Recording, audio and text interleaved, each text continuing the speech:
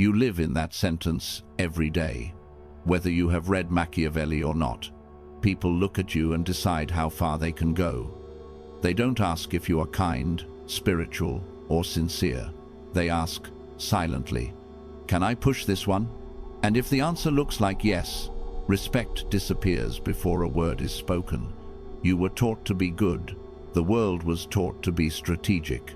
That's the painful gap no one warns you about. You believed that if you showed love, patience, and understanding, people would protect you. But in real life, people protect what they fear losing, not what is always available. Innocence without power doesn't make you sacred, it makes you accessible. Machiavelli watched rulers rise and fall in courts full of smiling enemies. He saw a brutal truth. Appearance is armor. If you look like someone who can walk away, who can say no, who can punish without shaking, people start measuring their behavior. If, instead, you look like someone addicted to being liked, they take liberties. Power is perception before it becomes reality. You don't even have to be the strongest. You only have to look hard to move. Think about your own life. The people who text you when they feel like it, who mock you in front of friends, who assume you will forgive them for the 10th time they learned from you. You taught them with softness that there would be no cost. You taught them by answering every time that your attention was cheap. You taught them by explaining yourself over and over that you were trying to keep them, not the other way around. Kindness without strategy is an invitation to disrespect. Machiavellian realism is not be cruel. It is don't be ruled. It says, the more dependent you look, the easier you are to manage. The more emotionally naked you are, the more handles people have to grab. When you hand out access, reactions, secrets, and loyalty before it is earned, people feel entitled to you. They stop seeing a person of value and start seeing a resource. Resources are used, not honored. This is where we cross the line.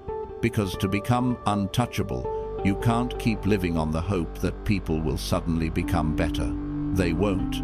You have to become harder to misuse. You have to remove some doors. You have to let silence do the talking. You have to make it slightly expensive to reach you, to argue with you, to disrespect you. When presence is scarce, respect rises. In this lesson, I will give you 7 rules. Each one is designed to take back leverage, emotional leverage from people who weaponize your feelings, social leverage from people who control you with group opinion, and reputational leverage from people who think you won't defend your name. These rules are not for drama, they are for peace. A person who cannot be easily moved cannot be easily harmed. When you understand that, you stop begging for decency and start building an image that demands it. People may not love you more, but they will calculate more, and calculation is what keeps hands off you in a selfish world. Be kind, but never without power. It is much safer to be feared than loved, when, of the two, either must be dispensed with. You have heard this line before, but you were never told why it applies to your daily life, not just to princes. You were raised to be nice, to be helpful, to avoid conflict. You were promised that if you stayed harmless, life would stay gentle. But Machiavelli watched people up close and gave you the truth. People do not spare you because you are good. People spare you because it costs them to. The first illusion we must tear down is this: if I don't harm anyone, no one will harm me. That is a child's contract with the world. Adults don't live by it. Courts don't live by it. Companies don't live by it. People harm when it is convenient, when it is profitable, or when they know you will not fight back. They will talk over you in meetings. They will ghost you after you have been loyal. They will borrow your energy and vanish. Not because you deserved it, but because you were available and they saw no penalty for using you. Machiavelli called men ungrateful and fickle not to insult humanity, but to warn you against depending on feelings. People change when their interests change. A friend who adored you can distance himself once you no longer help his image. A partner who said, "I will never leave," can slowly detach when you stop feeding her emotional appetite. A relative who praised you can speak against you when gossip raises their status. In every case, you were still good, you were still loving, but the benefit shifted and loyalty moved with it. This is why he said it is better to be feared than loved. Fear is tied to consequence. Love is tied to comfort. Love says, "I enjoy you right now." Fear says, "If I overstep, I lose something valuable." In modern life, fear is not brutality. Fear is boundaries. Is your silence when someone mocks you. It is your distance when someone takes advantage. It is your calm refusal to be rushed, guilted, or emotionally blackmailed. People feel that and recalculate. They may not think, "I love this person more," but they will think, "I should be careful here." Caution is the everyday version of fear. Look at your own patterns. Why do the same people keep unloading their drama on you? Why do certain friends disappear until they need advice, money, or validation? Why does a boss keep piling tasks on you that are not in your role? Because you trained them. You trained them that you will listen for hours. You trained them that you accept late replies. You trained them that you will say yes to preserve harmony. The illusion in your mind was, "They will notice I am loyal and treat me better." The reality in theirs is, "I can keep doing this. Nothing happens." A person without consequences becomes the emotional trash bin. People dump, leave, and return because the bin never complains. You become the one who understands, the one who forgives, the one who is strong enough to handle it. But in power terms, you became the lowest cost option in their life. And humans, being economic in their behavior, keep using what is cheap. You cannot be priceless and cheap at the same time. So the shift you must make is brutal but freeing. Goodwill is not protection. Protection comes from positioning. When your time is structured, people cannot intrude. When your responses are measured, people cannot spin you. When your reputation is, "He does not tolerate disrespect," people watch their tone. This is how rulers stayed on thrones, not by being the sweetest, but by making disloyalty expensive. For you, that means introducing price into every interaction. Not money cost, the cost of speaking to you recklessly, the cost of showing up only when it benefits them, the cost of treating your attention like an endless well. Once people realize access can shrink, they become careful, and careful people are less cruel. Structures of power today look simple: a clear schedule, clear communication rules, clear consequences. It can be as light as, "I don't take calls after this time," or as firm as, "If you speak to me like that again, this ends." Power is clarity that does not shake when someone cries, complains, or threatens distance. From now on, stop expecting people to see your heart. They see your behavior. They see your standards. They see what you allow. If your energy, your attention, your forgiveness are infinite, they will not treasure them.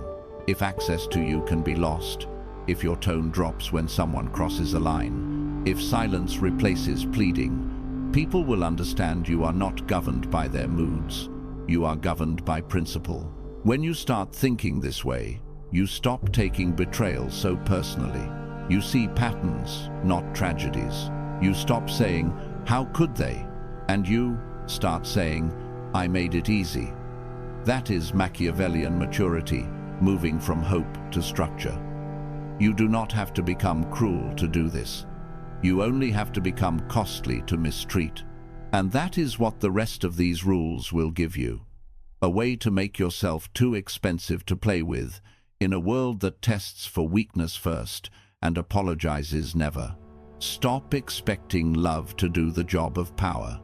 Men are driven by two principal impulses, either by love or by fear. Machiavelli said that about rulers, but it exposes something deeper about ordinary people. Most of us are quietly driven by a third impulse, the wound. You think you are being kind, patient, and flexible. In reality, you are trying to avoid a feeling you once hated, being rejected, being ignored, being called difficult. That is why certain people can move you with almost no effort. They are not stronger than you. They just know which old bruise still reacts.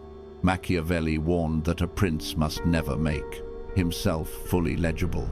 If his desires are obvious, his enemies can sell him cheap pleasures and buy expensive obedience. The same principle rules your relationships. When people see that you crave attention, they give you a little and keep you orbiting. When they notice that you panic when someone pulls away, they pull away to make you chase. When they realize that you need to be seen as good, they threaten to see you as bad. Predictability is the enemy of power because it tells people exactly which door to walk through to get what they want from you. A ruler hides his center, you broadcast yours. Think about your own reactions. One cold reply from someone you value, and your nervous system lights up. You start explaining things that did not need explanation. You apologize for the standards you were right to have.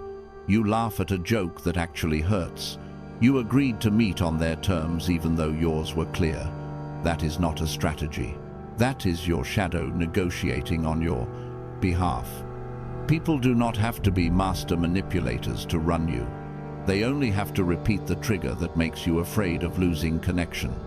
The most common shadow is the approval wound. Maybe you grew up unseen, or every success was met with, "You could have done better." Maybe love was quiet in your house and criticism was loud. You learned early that acceptance was something you worked for. Now, as an adult, you overgive. You answer instantly. You let disrespect slide. You explain your intentions again and again. You say, "It's fine," when it is not. You are not doing that because you enjoy weakness. You are doing it because being disliked still feels like danger. Machiavelli would say, "Men are quick to offend when they expect no punishment." Your approval wound tells the world, "I will not punish, I will justify." People sense this with animal-level accuracy. Co-workers hand you the extra work because you do not want to look unfriendly. Friends unload their chaos on you because you do not want to look unavailable. Partners cross emotional lines because you do not want to look dramatic. Your desire to be seen as understanding becomes a handle they can pull whenever they wish. You keep asking, why do they keep doing this? The answer is simple. You taught them it costs nothing. In politics, that is called weakness. In personal life, it is called being nice, but it produces the same result. Other people rule. Then there is the savior or peacemaker wound. You cannot stand tension. You scan faces, tones, and pauses like a guard dog trained to detect anger. The moment someone looks disappointed, you bend first. You send a long message. You apologize even though you were the one disrespected. You offer more just to see the smile return. You tell yourself you are mature, calm, spiritual, but underneath is fear. If they stay upset, I might be abandoned. Machiavelli would call that a dangerous softness. A ruler who cannot endure being hated for a moment will make bad concessions. So will you. So you rescue people from their own feelings, and they never have to regulate themselves. You clean up messes you did not make. You rush to calm storms you did not start. You make peace so cheap that others stop being careful. They know you will fix it. They know you will smooth it over. They know you will swallow your pride. That is not kindness anymore. That is governance by fear of conflict. And governance by fear of conflict is always exploited by people who enjoy control and by people who are simply lazy about their own behavior. The exit is not to become cold and unloving.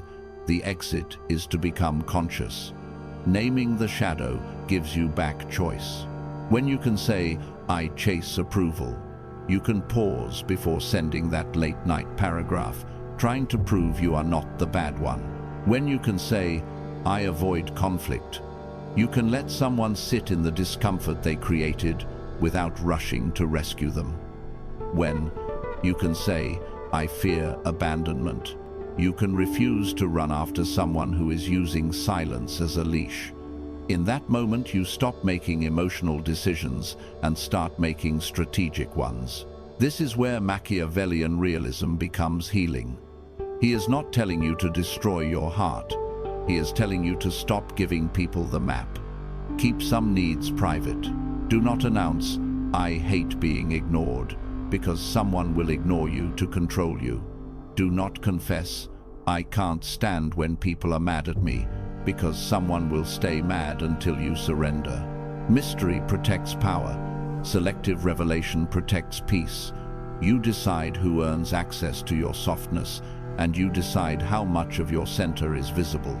From that position, you can still love, serve, and be generous, but now it is chosen, not dragged out of you. You can say no without shaking.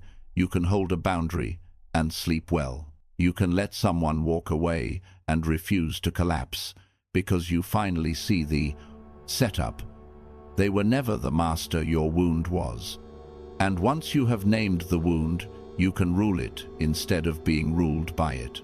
Name the wound, or the wound will rule you. When you make yourself common, you make yourself cheap. You didn't intend to do it. You only wanted to be liked, to be chosen, to be included. So you kept saying yes, kept explaining, kept being the one who understood. Little by little, your identity stopped being something you guarded and became something other people were allowed to vote on. That is why you feel exhausted now. You are living under too many judges, and none of them are you.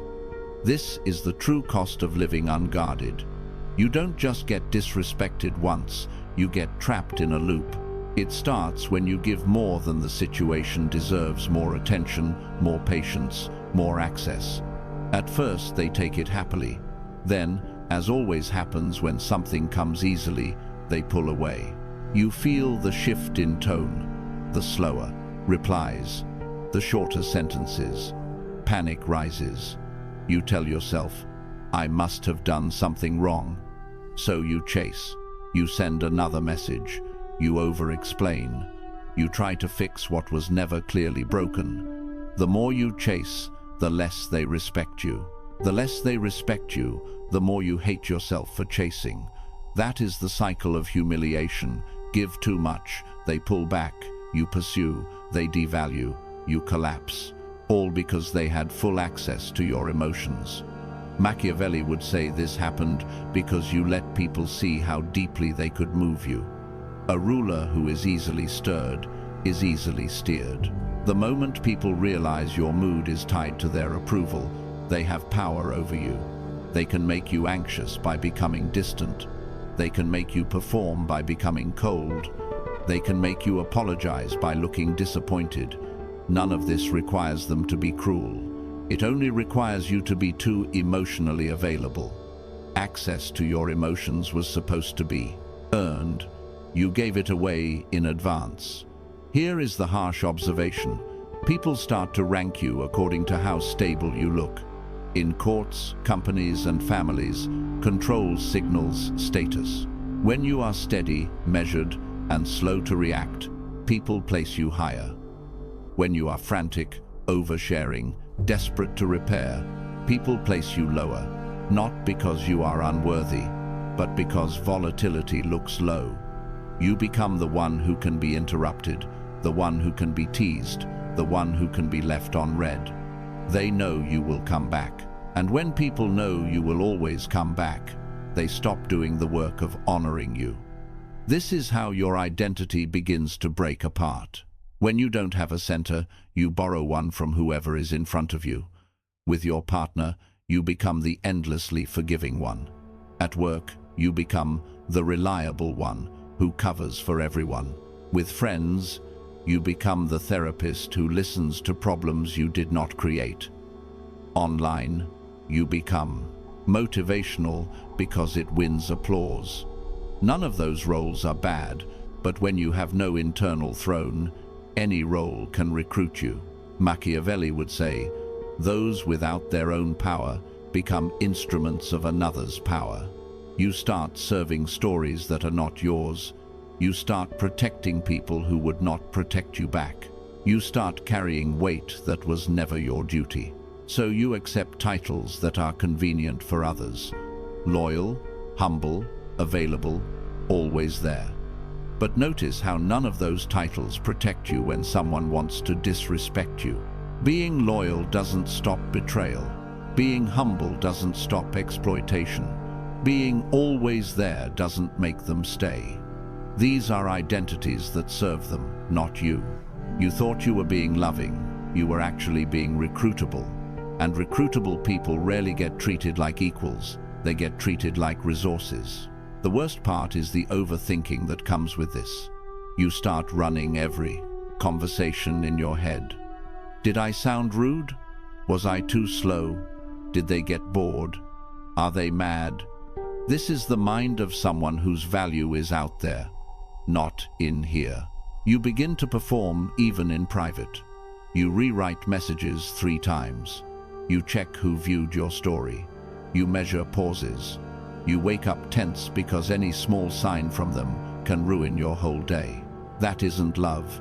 That is a nervous system held hostage by other people's reactions. But every collapse has a moment. It is quieter than you think. Not a scream, a decision. It comes after one too many jokes at your expense, one too many ignored messages, one too many times you swallowed what you should have said. You hear yourself think, I can't keep letting people talk to me like this. That line is the crack in the wall. That is the moment when being liked finally feels smaller than being respected. That is the moment when you stop negotiating with your wounds and start negotiating with reality. From here, the work is not to become rude or unkind. It is to become governed. You start pulling access back. You answer when you choose. You stop explaining to people who are committed to misunderstanding you. You speak once, clearly, and let silence do the correction. You remember that people who want you to be dependent will call this changed or cold. Let them. Machiavelli would tell you, it is better to endure a little hate than to live under constant manipulation. Better to be thought firm than to be treated as fuel. Your identity does not have to stay in pieces. You can gather it, name it, and seat it. You can build a self that is not at the mercy of slow replies and shifting tones. And the 7 rules that follow are designed for exactly that, to harden you where you are too soft, to make you costly where you are too cheap, to make you untouchable where you are always touched. This is where the real self begins. Choose respect over approval every time. It is better to be feared than loved, if you cannot be both. You have heard that line, but you were told it was harsh. It was not harsh. It was honest. Machiavelli wasn't telling you to become a tyrant. He was telling you that affection is unstable, but respect is glue. Love can rise and fall with mood, with gossip, with convenience. Respect stays longer because it is tied to how people are allowed to treat you. You have spent years trying to be liked. You lowered your tone. You softened your opinions. You made yourself available. You said yes to plans you did not enjoy. You answered late messages to look easygoing. And still, you were ignored, sidelined, forgotten. That is the proof. Liking does not protect you. People can like your personality and still step over your boundaries. People can enjoy your presence and still place you last. Liking is sentiment. Respect is structure. Respect makes them think, if I cross them, something will shift. A person who likes you will laugh with you and still cancel on you. A person who respects you will message you if they are late. A person who likes you will flirt with you and still talk to 5 others. A person who respects you will define terms. A person who likes you will vent to you for hours and vanish. A person who respects you will say, "Thank you for your time." Respect is simply the awareness of your lines. Without lines, people treat you like an open field. This is why Machiavelli told princes not to make themselves too common. Familiarity lowers aura. In your life, being everywhere, replying immediately, showing every emotion, telling your whole story to people who have not earned it, all of that makes you common. And what is common is rarely honored. Controlled distance creates value. When you are not instantly available, people notice. When you do not pour out your whole day, people lean in. When you take time to respond, people feel your schedule matters. Scarcity is not playing games. Scarcity is protecting your dignity from overexposure. Think of the people you admire. They are not the ones who chase every conversation. They are the ones who choose. They listen more than they speak. They do not argue with everyone. They do not let every opinion inside. Their energy is scarce, so their presence feels high status. You can do the same in your world. Stop rewarding inconsistency with attention. Stop answering disrespect with explanations. Stop letting people who are undecided about you see your most loyal side. Your silence will do more to teach them than your paragraphs. Now, this does not mean becoming hostile. Machiavelli did not praise cruelty for its own sake. He praised the order. He praised actions that preserved authority. In personal life, that looks like strategic goodness. You stay kind, but you become selective. You help, but you help those who have shown effort. You forgive, but you forgive once, not 10 times for the same thing. You give warmth to people who reciprocate. That kind of goodness is admired because it comes from self-control. Kindness from strength is inspiring. Kindness from desperation is consumed. Strategic goodness also protects your name. When people see you are generally fair, generally respectful, but also firm, they realize mistreating you will make them look bad. That is political security in modern form. Your reputation becomes relaxed, but not to be played with. That is far more powerful than nice. Nice is replaceable. Respect is rare. Respect also changes your inner weather. When you stop performing for approval, you stop overthinking every message and replaying every tone. You speak once and let people reveal whether they can meet you there. That calm is what these rules are building toward, not arrogance, but sovereignty. You were not meant to live anxious about being dropped all the time. You were meant to be steady, so your gifts could actually reach the people who value them. From this point on, every choice you make should answer one question. Does this raise or lower my perceived value? Saying yes too fast lowers it. Laughing at disrespect lowers it. Explaining what was obvious lowers it. Holding a boundary, slowing your replies, keeping parts of your life private, all of that raises it. This is how we move into the 7 rules next. Not as tactics to dominate people, but as structures that keep your dignity in place, even when other people are careless.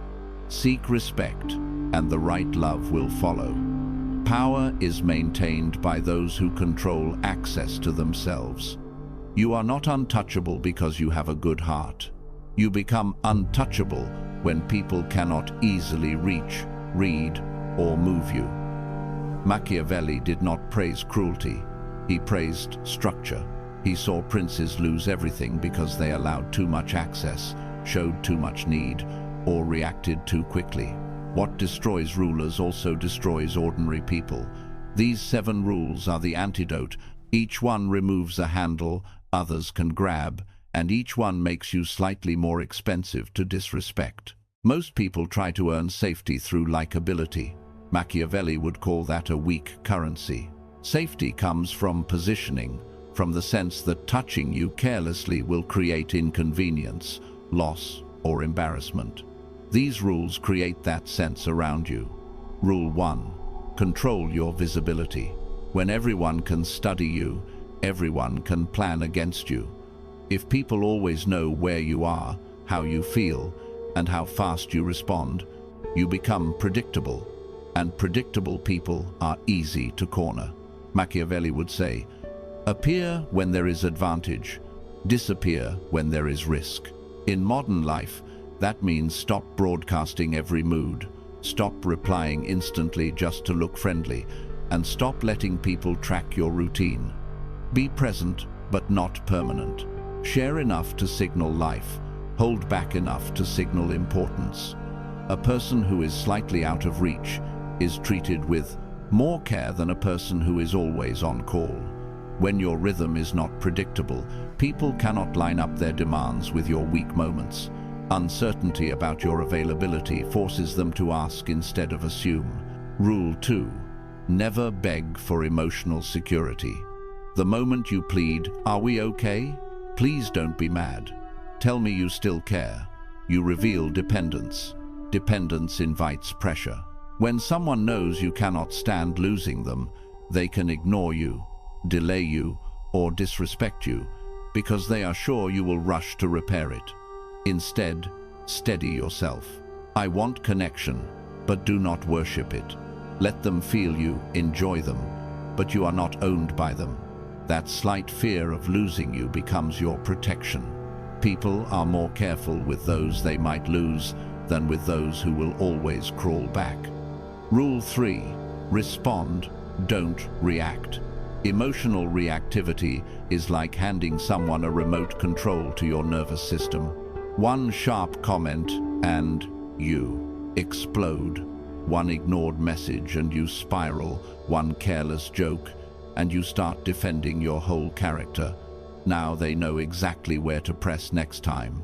Machiavellian realism says, feel everything, reveal selectively. When something provokes you, slow the tempo. Breathe, think, and choose a line that strengthens your position. I don't accept that tone. We will talk when you are calm. That doesn't work for me. Delayed, measured responses signal self-command, and self-command signals higher rank. People respect those who can hold emotion and still speak clearly. Rule 4. Enforce the first disrespect. Machiavelli advised punishing smaller offenses to prevent greater ones because people watch what you tolerate. Disrespect grows in the space you leave unattended. In your life, that means you correct the first mocking joke, the first time someone is hours late without respect, the first time your boundary is treated like a suggestion. You do not have to shout. You can be calm and unmistakable. Don't talk to me like that. Let me know ahead of time. I'm not available for that. Once people learn, you notice and you act, they become careful. A reputation for quiet enforcement does more than arguments ever will. People repeat whatever succeeds. If a small disrespect slides, a larger one will be tested. If the small one is checked, many larger ones are never attempted. Rule 5. Guard your needs and weaknesses. Never announce what you cannot live without.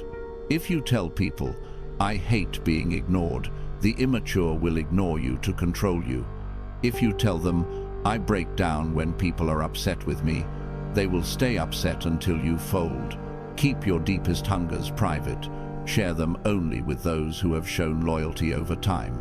Outwardly, show only optional desires, things you like, not things you require. A ruler conceals his true intentions, so rivals cannot block them. You conceal your most sensitive needs, so manipulators cannot weaponize them. Secrecy here is self-defense. Rule 6. Keep alternatives alive. Dependence is the soil of manipulation. When you have only one partner, one paycheck, or one social circle, you will tolerate almost anything to avoid losing it. Machiavelli knew a prince must have more than one ally to avoid being trapped by a single one. Do the same. Build skills that let you leave a bad workplace. Nurture more than one healthy connection. Stay active in more than one community. Keep doors open even when you are satisfied. The goal is not disloyalty, the goal is never being cornered. When you have options, you can say no without shaking. Leverage creates calm. Rule 7. Tie your image to competence, not niceness. Niceness is pleasant but forgettable. Competence is respected and protected. Become known for results, for clarity, for keeping your word, for staying composed under pressure. Deliver what you promise. Speak in straight lines. Machiavelli admired. Effectiveness, because it makes you necessary. When people need what you do, your skill, your insight, your steadiness, they become cautious with you. Many slights never even happen, not because they love you more, but because they do not want to lose a reliable person. Being useful is a shield. Follow these 7 and you will feel life get quieter. You will stop chasing people who do not value you. You will stop explaining yourself to those who benefit from misunderstanding you. You will stop living on emotional roller coasters created by other people's moods. This is Machiavellian empowerment. You do not become cruel, you become costly to move. You will notice conversations becoming shorter and cleaner because people will speak to you the way your boundaries trained them to. That is when you know you have shifted from being managed to being in command. Reduce their leverage and your peace will rise. Real strength is to be unmoved by those who try to move you. You have seen what happens when the opposite is true. One cold text and your whole day collapses. One person's mood and you start doubting yourself. That was a life lived under other people's weather. Everything in this lesson has been pushing you toward a different climate, where your peace is not a public road, but a guarded city. Power, in the Machiavellian sense, is not only armies and laws, it is a quiet mind. When people can no longer jerk you around with silence, with late replies, with guilt, with sudden distance, your thoughts slow down. You stop rehearsing conversations that will never happen. You stop chasing explanations from people who enjoy watching you chase. You stop asking, "What did I do wrong?" and start asking, "What did I allow?" That is the question of a ruler. Your confidence becomes steady because it is no longer rented from other people's approval.